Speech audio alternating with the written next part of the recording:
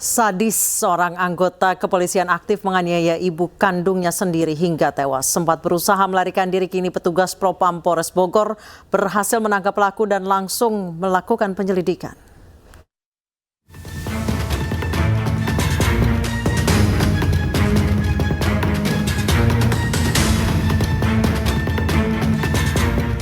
Seorang anggota kepolisian aktif yang bertugas di Polres Bekasi, Polda Metro Jaya, tega menganiaya ibu kandungnya hingga tewas dengan menggunakan gas 3 kg. Kejadian itu diketahui salah seorang warga yang hendak berbelanja di warung milik korban. Usai menganiaya ibu kandungnya hingga tewas, pelaku sempat kabur melarikan diri dengan menggunakan sebuah mobil pick-up. Petugas Satpropam Polres Bogor berhasil mengamankan pelaku berinisial N alias Ucok yang berpangkat Bintara Tinggi anggota Polres Bekasi di kediamannya di daerah Cilengsi, Kabupaten Bogor, Jawa Barat. Pelaku kini diperiksa Divisi Propam Polda Metro Jaya guna pelanggaran kode etik dan dilakukan penyelidikan lebih lanjut lagi. Kami telah melakukan tindakan tegas, kami sudah amankan. Kemudian kami melakukan penyelidikan dan saat ini lagi sidang kode etiknya sedang dilaksanakan oleh Propam Polda Metro Jaya. Selaras penyelidikan karena hal ini sangat keterlaluan menurut saya, sehingga kami tidak main-main dan kami akan proses ini secara benar dan transparan sehingga nanti teman-teman bisa mengawasi dengan baik. Jadi kami selaras dengan Propam Polda Metro Jaya untuk pidananya di kami, kode etiknya di Propam Polda Metro Jaya. Polisi belum dapat menjerat hukuman terhadap pelaku karena masih dilakukan pemeriksaan. Dari Bogor, Jawa Barat, Wildan Hidayat, iNews melaporkan.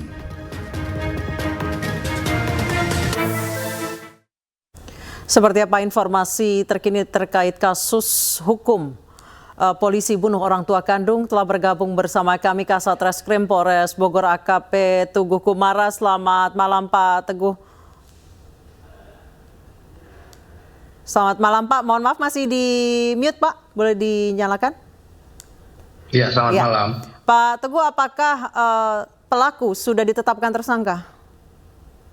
Iya, sampai sejauh ini, sampai malam ini kami masih memeriksa diduga pelaku penganiayaan tersebut masih sebagai saksi, Mbak, karena masih dilakukan pendalaman oleh kami dan juga pendalaman terhadap beberapa saksi. Nah, terkait pendalaman tersebut juga tidak hanya dilakukan oleh kami Satreskrim Polres Bogor bergabung dengan unit Reskrim Polsek Cilengsi Polres Bogor, namun juga kami juga bersama-sama untuk melakukan pemeriksaan terhadap yang bersangkutan terduga pelaku bersama-sama dengan Bid Propam Polda Metro Jaya terkait kode etiknya begitu. Terduga pelaku mengaku membunuh ibunya? Ya, terduga pelaku sampai sekarang sudah mengakui dan pemeriksaan terus berjalan. Untuk motif sendiri sedang kami dalami sampai saat ini dan belum selesai pemeriksaan, sampai sekarang masih dalam pemeriksaan. Kalau sejauh ini motif yang berhasil digali apa Pak penyebabnya? Ya, sampai saat ini pemeriksaan masih berlangsung, Mbak. Sehingga kami belum bisa menerangkan sejauh ini karena masih belum selesai pemeriksaan dan belum selesai ditandatangani oleh yang kami periksa atau terduga pelaku.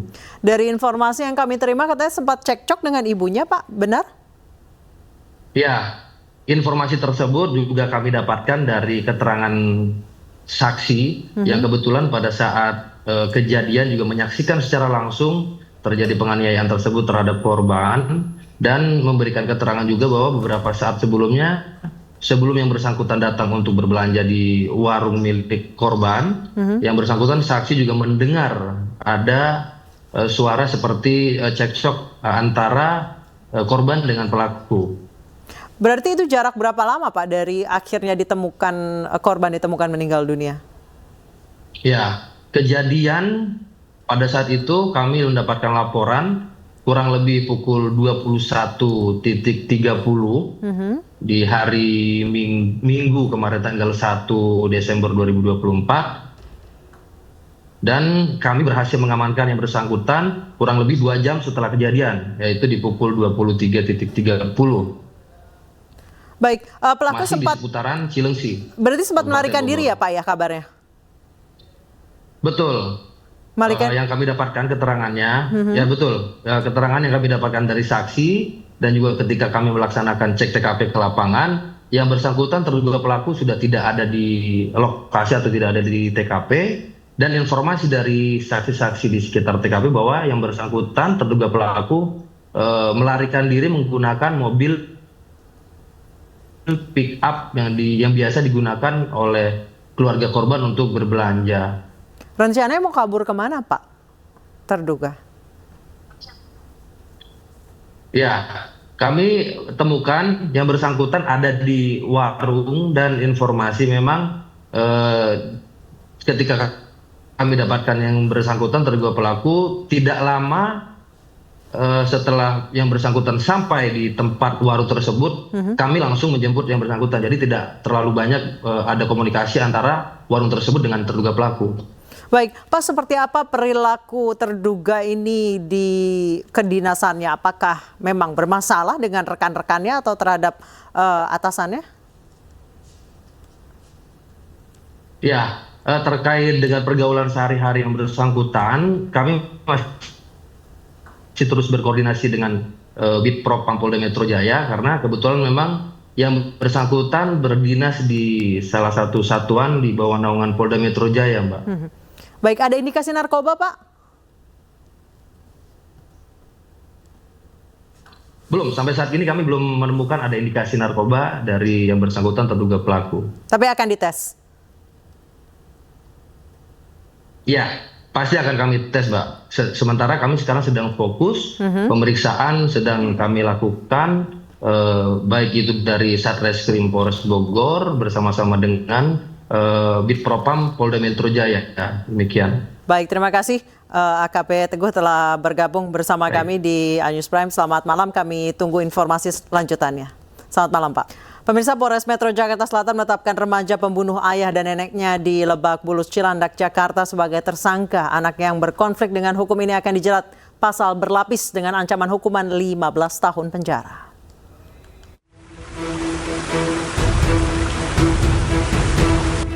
Penyidik Unit Pelayanan Perempuan dan Anak Satreskrim Polres Metro Jakarta Selatan menetapkan MAS, remaja pembunuh ayah dan neneknya di Lebak Bulus, Cilandak, Jakarta Selatan sebagai tersangka.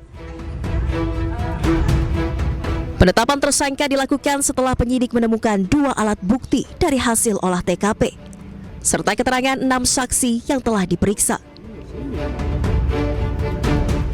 Dalam kasus ini, tersangka akan dijerat pasal berlapis, mulai dari pasal 338 KUHP tentang pembunuhan, pasal 351 KUHP tentang penganiayaan, dan undang-undang tentang kekerasan dalam rumah tangga dengan ancaman hukuman 15 tahun penjara.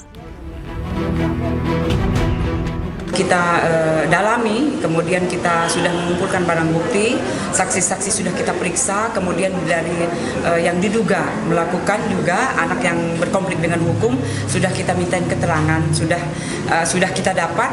Setelah itu semalam sudah kita tentukan bahwa dari saksi menjadi tersangka. Sementara dari hasil pemeriksaan, kondisi kesehatan dan mental tersangka saat ini dalam kondisi stabil. Meski demikian, penyidik masih mendalami motif di balik pembunuhan sadis yang dilakukan tersangka. Saat ini masih menunggu kesembuhan ibu tersangka yang sedang menjalani perawatan di rumah sakit untuk bisa dimintai keterangan. Sementara itu, usai kejadian dan mengamankan pelaku, polisi menggelar olah tempat kejadian perkara. Dalam olah TKP, polisi menerjunkan tim Inavis. Polisi mengamankan sejumlah barang bukti dari lokasi kejadian. Sebanyak 5 saksi juga diperiksa, termasuk petugas keamanan komplek perumahan.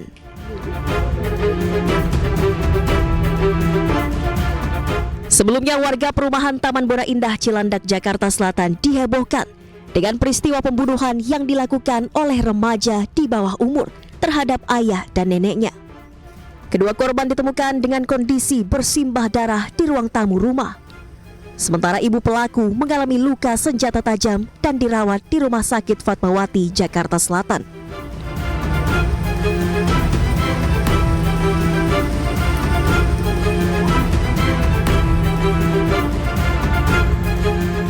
Usai proses otopsi, ayah pelaku langsung dimakamkan oleh pihak keluarga di pemakaman keluarga Bogor. Sementara RM, nenek pelaku, dimakamkan di TPU Tanah Kusir. Dari Jakarta, tim liputan iNews melaporkan. Setelah sempat syok selama berada di tahanan Polres Jakarta Selatan, kondisi MAS kini sudah membaik. Pelaku mengaku menyesal atas perbuatannya dan sempat menanyakan kondisi ibunya yang tengah dirawat di rumah sakit.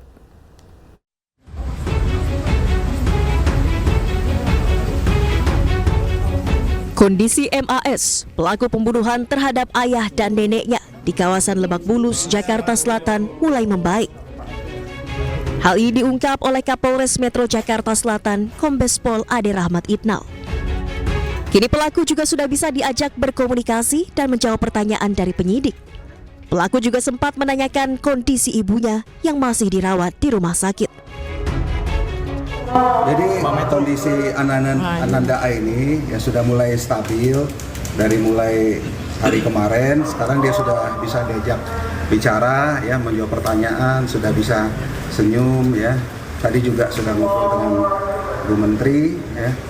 Ya, dia sendiri mempertanyakan, ya, bagaimana kondisi ibunya. Ya, dia sangat menyesal, ya, dengan kejadian ini. Selain itu, dalam proses penyidikan pihaknya juga akan melibatkan pendampingan psikolog anak, beberapa ahli, dan apsifor untuk memastikan hak penanganan hukum pelaku terpenuhi. Dari Jakarta, Helmi Sajangbati, iNews melaporkan. Menteri Pemberdayaan Perempuan dan Perlindungan Anak Arifatul Khairi Fauzi mendatangi Polres Metro Jakarta Selatan Minggu petang. Kedatangan Menteri PPPA guna berikan pendampingan psikologis kepada pelaku dalam proses hukum. Saya tadi melihat sebagai seorang ibu, saya bisa membaca bahwa Ananda ini baik, sangat baik kalau menurut saya. Cuman kita belum tahu kenapa bisa terjadi sesuatu seperti ini.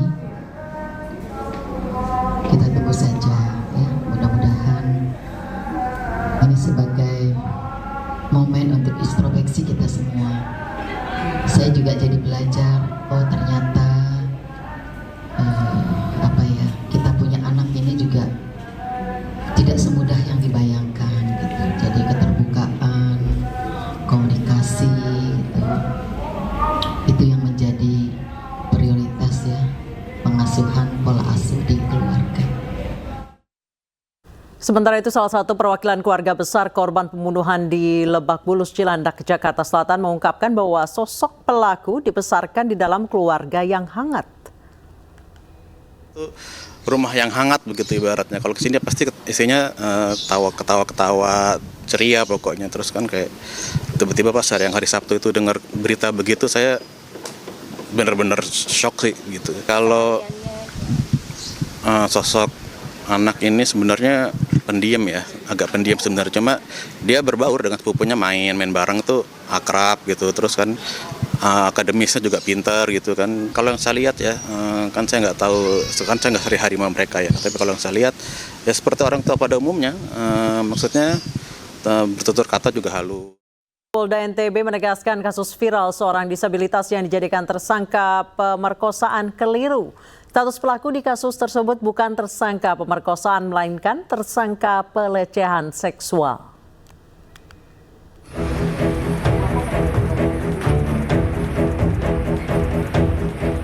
Penetapan tersangka pemerkosaan oleh Polda NTB terhadap pemuda penyandang disabilitas menjadi sorotan publik. Polda NTB menegaskan peristiwa terjadi bukanlah kasus pemerkosaan, melainkan kasus pelecehan seksual. Yang kalau rekan-rekan tahu sempat viral disabilitas yang menjadi tersangka, hari ini kita melakukan rilis. Jadi tindak pidananya adalah bukan pemerkosaan, gitu ya. Jadi bukan pemerkosaan, akan tetapi ini adalah pelecehan seksual fisik, gitu. Jadi sebuah ini yang berbeda. Direktur Reserse Kriminal Umum Polda NTB menambahkan penetapan tersangka Agus sudah berdasarkan hasil penyelidikan dan penyidikan. Korban pelecehan seksual mengaku mendapatkan tekanan dari pelaku. Motifnya sama. Jadi dia seolah-olah membangun persepsi, menekan korban dengan kondisi korban yang lemah sehingga memanipulasi dan mengikuti kata-kata si pelaku. 2 korban yang sudah kita periksa. Sementara itu Agus sendiri yang ditetapkan sebagai tersangka pelecehan seksual dalam kasus ini membantah melakukan perbuatan tersebut. Dirinya merasa dijebak oleh korban atau pelapor. Dari Mataram, Hari Kasidi, iNews melaporkan. Penetapan Agus Buntung sebagai tersangka pelecehan seksual tuai sorotan. Meski tidak punya tangan, Agus dinilai tetap bisa memperkosa korban dengan mengancam dan mengintimidasi.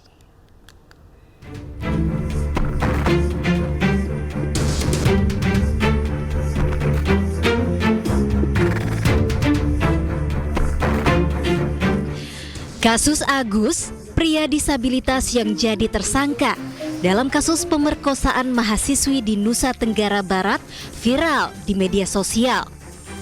Peristiwa ini menimbulkan pro kontra di masyarakat terkait penetapan Agus sebagai tersangka yang dinilai tidak memiliki kedua tangan namun bisa jadi tersangka pemerkosaan.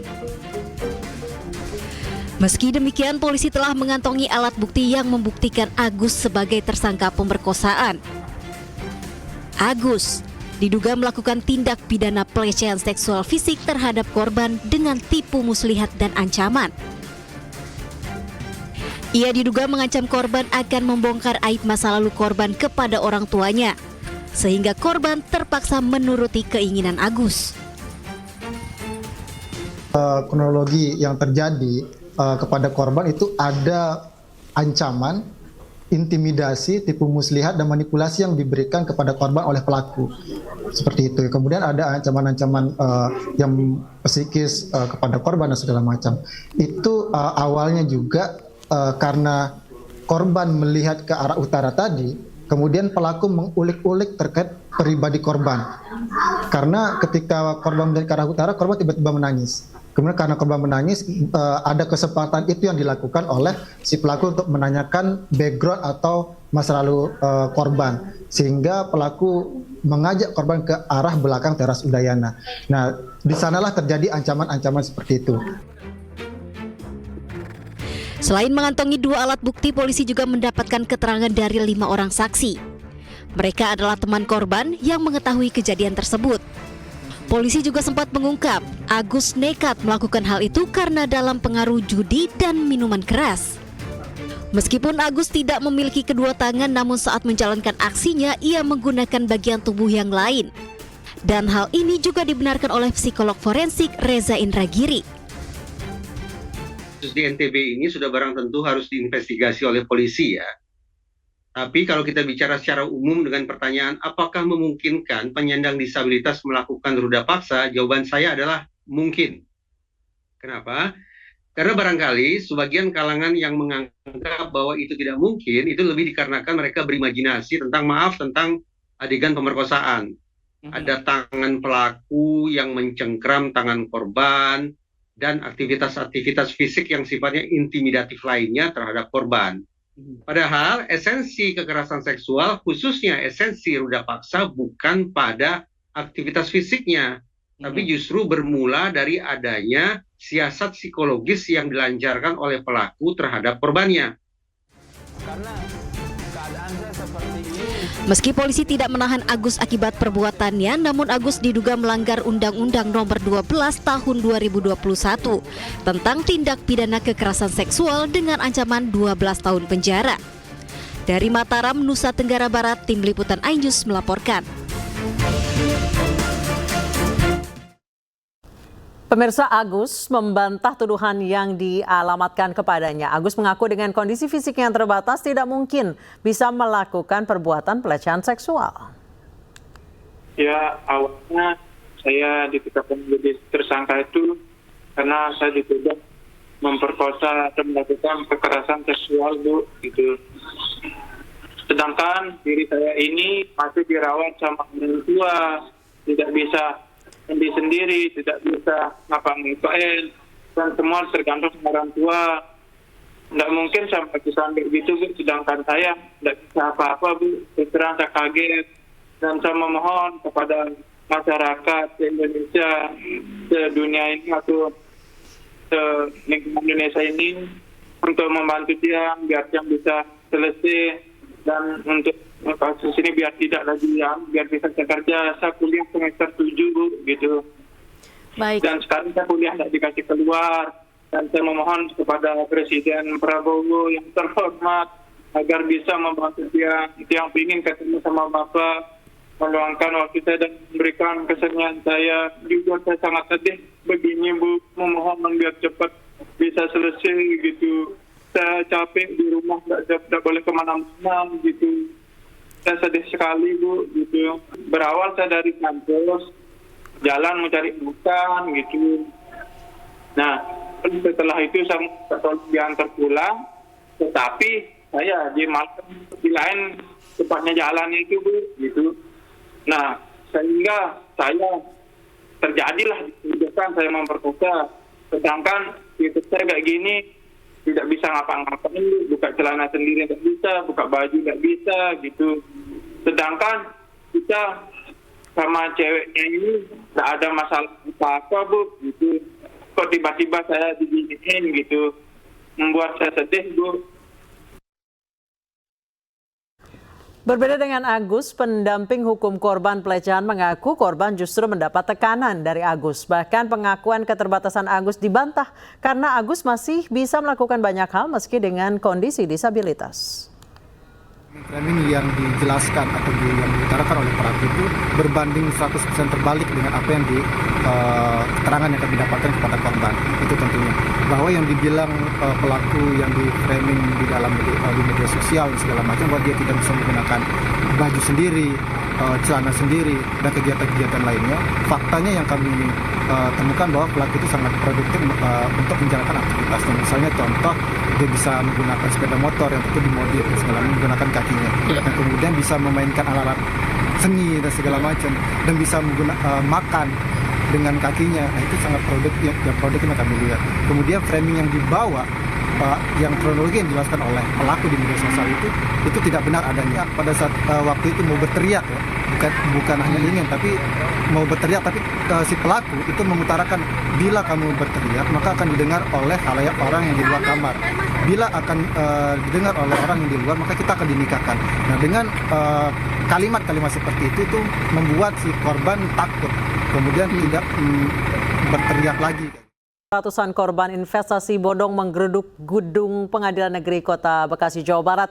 Para korban mendesak pihak pengadilan segera melaksanakan putusan Pengadilan Tinggi Jawa Barat agar barang bukti korban yang telah disita untuk dikembalikan. Kami anggap bahwasannya telah melakukan konfirmasi yang telah. Saudara-saudaraku, kami sampaikan lagi bahwasannya tak kunjung mendapat keadilan, ratusan korban penipuan investasi bodong kripto EDC Cash menggelar aksi di depan gedung Pengadilan Negeri Kota Bekasi, Jawa Barat pada Senin siang. Dalam aksinya, massa mendesak agar Pengadilan Negeri Kota Bekasi segera melaksanakan putusan Pengadilan Tinggi Jawa Barat tentang pengembalian barang bukti mewah yang telah disita untuk dikembalikan kepada para korban. Sebenarnya sih mudah saja. Pengadilan Negeri Bekasi tidak mau menjalankan isi daripada penetapan sita eksekusi maupun berita acara eksekusi ini. Alasannya karena masih ada tindak pidana pencucian uang yang masih dijalankan. Masih sidang TPPU dari pihak owner, yaitu saudara Muhammad Yusuf. Sebenarnya kalau kami dari pihak korban, pihak kuasa hukum korban tidak tahu soal pidananya. Kami hanya meminta Pengadilan Negeri Bekasi untuk menjalankan berita acara sita eksekusi. Para korban ini sudah hampir 4 tahun terus memperjuangkan haknya usai putusan pidana memutus bos investasi bodong EDC Cash atas nama Abdul Rahman Yusuf bersalah serta menyita sejumlah barang bukti mewah baik rumah, kendaraan, serta perhiasan. Dari Bekasi, Jawa Barat, Rahmat Hidayat, iNews melaporkan. Rekapitulasi suara Pilkada Jakarta di tingkat kecamatan telah rampung dilakukan. Sementara itu penghitungan suara di level Kota Madya akan dilakukan besok untuk Jakarta Utara dan Jakarta Timur. Seluruh kecamatan di DKI Jakarta seluruhnya sudah selesai melaksanakan rekapitulasi.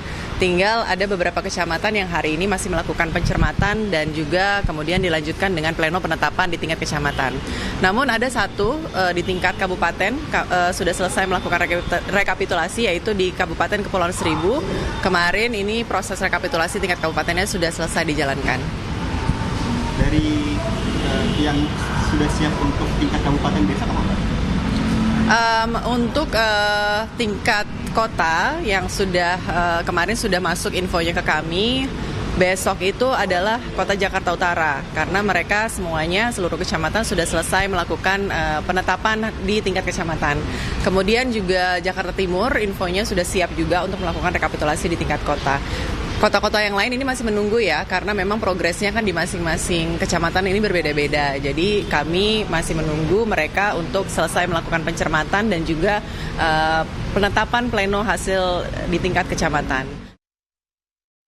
Pemirsa, ramai istilah partai coklat mencuat diduga merujuk pada instansi Polri yang diduga mengerahkan aparat untuk memenangkan kandidat tertentu dalam Pilkada 2024. Sejumlah elit politik memberikan tanggapannya terkait hal tersebut.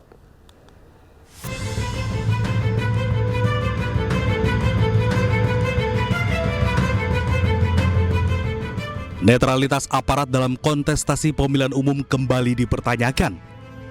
Istilah partai coklat diduga merujuk pada instansi Polri. Salah satu yang kencang menyuarakan soal istilah partai coklat yakni anggota Komisi 1 DPR RI Yoyo Krio Sudibyo. Hal tersebut disampaikan secara terbuka di forum rapat Komisi 1 bersama Menteri Pertahanan Syafrin Syamsuddin dan Panglima TNI Jenderal Agus Subianto. Di media ini yang lagi kencang-kencangnya ini Pak, katanya ada partai baru. Apa partai baru? Partai coklat. Nggak mungkin kalau kita nggak tahu kok. Nah, mau sampai kapan netralitas TNI ini Pak? Saya tahu Pak, netralitas TNI dalam politik itu netralitas untuk negara. Paham Pak. Tapi kalau pencetakan pimpinan-pimpinan yang melalui demokrasi ini melahirkan pimpinan yang nggak benar, mau sampai kapan? Istilah partai coklat juga mencuat setelah Sekjen PDIP Hasto Kristianto menyampaikan kekhawatirannya terkait dugaan pengarahan aparat untuk memenangkan kandidat tertentu dalam Pilkada 2024. Ketika kami mempersoalkan tentang fenomena partai coklat, fenomena bagaimana Jokowi terus digerakkan oleh ambisi-ambisi kekuasaan demi kepentingan keluarga dan pribadi, dan kemudian membuat suatu norma-norma baru sehingga kepolisian Republik Indonesia yang seharusnya mengabdi kepada merah putih, loyal kepada Presiden Prabowo Subianto, di dalam praktek banyak disalahgunakan untuk kepentingan politik praktis. Sementara Ketua 3 DPR RI Habibur Rahman membantah tudingan sejumlah pihak yang menyebut ada partai coklat atau pengarahan aparat kepolisian. Apa yang disampaikan oleh segelintir orang terkait parcok dan lain sebagainya itu kami kategorikan sebagai hoax, ya. Dan ada juga anggota DPR yang menyampaikan hal tersebut. Orang tersebut bahkan sudah dilaporkan ke MKD, ya. Karena kami juga anggota MKD, ya. Orang tersebut sudah dilaporkan ke MKD. Kami ingin meminta keterangan beliau apa yang menjadi bukti. Sementara Presiden RI ke-7 Joko Widodo menanggapi soal partai coklat dengan meminta untuk dibuktikan bukan hanya tuduhan. Dibuktikan saja, jangan hanya tuduhan-tuduhan, karena kan ada dilaporkan saja ke Bawaslu, kan ada mekanismenya, atau dibawa ke MK, kan ada mekanismenya. Meski demikian, istilah partai coklat mencuat bisa saja sebagai pengingat institusi Polri sebagai aparat keamanan sipil dan penegak hukum, atau memang hanya tuduhan tanpa dasar. Tim Liputan iNews melaporkan. Pemirsa, Presiden Prabowo Subianto disambut hangat warga Karawang usai meninjau tambak budidaya ikan nila. Prabowo menyalami warga dan mencium seorang bocah laki-laki yang mengenakan seragam loreng TNI.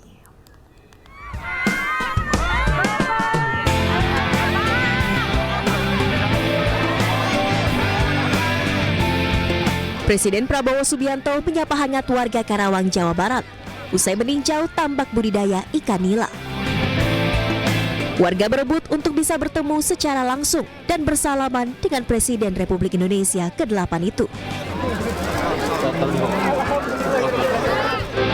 Di momen ini, Prabowo berhenti dan mencium seorang anak laki-laki berbaju loreng seragam TNI yang digendong di pundak ayahnya. Sebelumnya, Presiden Prabowo Subianto meninjau tambak budidaya ikan nila salin di Balai Layanan Usaha Produksi Perikanan Budidaya Karawang, Jawa Barat. Program budidaya ikan nila salin di BLUPPB Karawang berpotensi mendukung penyediaan makanan bergizi gratis berbasis protein ikan.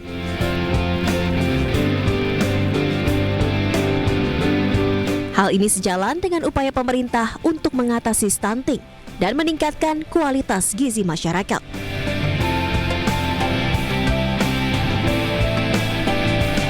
Prabowo juga ikut menebarkan benih ikan nila yang diharapkan dapat meningkatkan produktivitas tambak.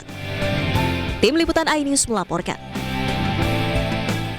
Pemirsa, Menteri Sosial Saifullah Yusuf menanggapi viralnya bansos bertuliskan bantuan Wapres Gibran beberapa waktu lalu. Menurutnya pemberian bansos itu sama sekali tak menyalahi aturan dan fokus pada kebermanfaatan bansos.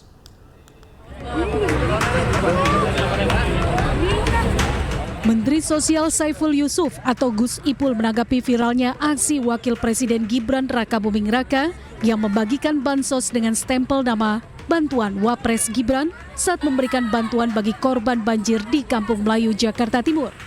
Gus Ipul menyebut pemberian bansos sama sekali tidak masalah, yang terpenting adalah manfaat dari bansos itu sendiri. Selain itu, bansos yang diberikan Gibran merupakan bantuan dari pemerintah. Ya, bansos itu bisa diberikan oleh siapa saja, bukan bansosnya pemerintah, begitu aja. Dari Kemensos juga ada, dari kementerian yang lain juga ada. Tapi dengan ditulisin nama Wapres Gibran itu gimana, Bu?